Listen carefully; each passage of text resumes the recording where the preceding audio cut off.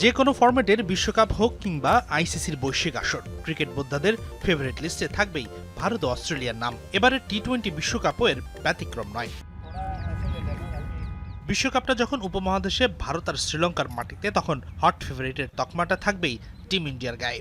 Batting আর spin সহায়ক চেনা কন্ডিশনে ভয়ানক হয়ে উঠবে ভারতের ব্যাটিং আর বোলিং ইউনিট। দলটির সবচেয়ে বড় শক্তি তাদের বিধ্বংসী ব্যাটিং লাইন আপ।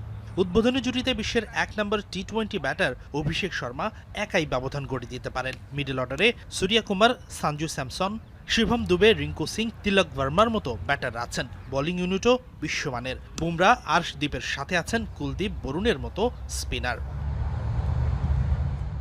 এই শক্তি কাজে লাগিয়ে গত 2 বছরে 49 টি-20 খেলে 39টিতেই জয় পেয়েছে ভারত। টি-20তে বর্তমান বিশ্ব চ্যাম্পিয়ন ভারতীয়রা ইতিহাসের প্রথম দল হিসেবে চায় টানা দ্বিতীয় আর ঘরের মাঠে প্রথম শিরোপা জয়ের স্বাদ।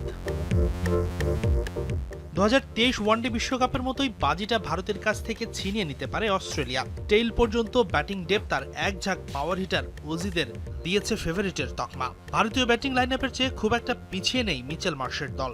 তবে অস্ট্রেলিয়ার সবচেয়ে বড় শক্তি তাদের অভিজ্ঞতা আর হার না মানার মানসিকতা।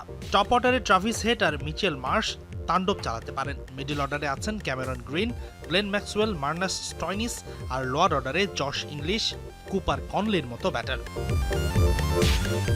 ফর্মের কারণে হিট আর গ্রিনকে সেরা ধরা হলেও ম্যাক্সওয়েলকে ভুলে গেলে চলবে না। 2023 বিশ্বকাপে এক পায়ে দাঁড়িয়ে তার অতিমানবীয় ইনিংস এখনো গায়ে কাটা দেয়।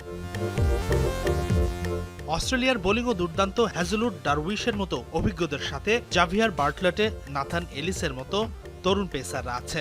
তবে ভারত আর শ্রীলঙ্কার স্পিনিং কন্ডিশনের কথা বিবেচনা করে অ্যাডাম জাম্পার সাথে ম্যাথু কাহনেমান, কুপার কনলির মতো স্পিনাররাও আছে অজি শিবিরে।